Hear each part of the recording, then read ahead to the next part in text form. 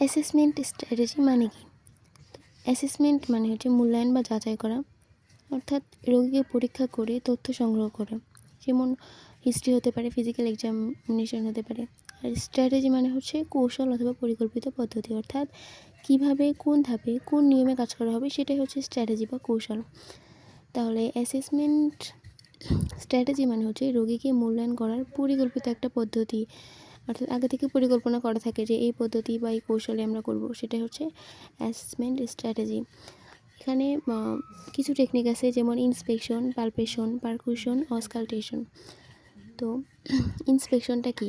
ইন্সপেকশনটা হচ্ছে রোগীকে দেখে আমরা, রোগীর চোখ দিয়ে দেখেই যে আমরা তার শরীরের অবস্থা বুঝতে পারবো, এটা হচ্ছে ইন্সপেকশন। যেমন তার ত্বকের রং, ফোলা, চেহারায় অসুস্থতার লক্ষণ, এগুলো দেখে আমরা বুঝতে পারবো। পালপেশনটা হচ্ছে হাত দিয়ে পরীক্ষা করে দেখবো, অর্থাৎ স্পর্শ করে যে পরীক্ষা করা হয়, রোগীর শরীর স্পর্শ করে তাপমাত্রা অনুভব করতে পারি, জ্বর হলে ব্যথা কোথায় আছে তা খুঁজে বের করতে পারি, এটা হচ্ছে পালপেশন।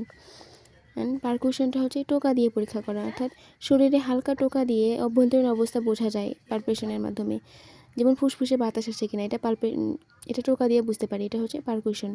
অ্যান্ড অসকালটেশনটা হচ্ছে শোনা, অর্থাৎ স্টেথোস্কোপ দিয়ে শরীরের ভিতরের শব্দ শুনতে পারি, যেমন হৃদস্পন্দনের শব্দ হতে পারে, ফুসফুসের শব্দ হতে পারে, এটা হচ্ছে অসকালটেশন।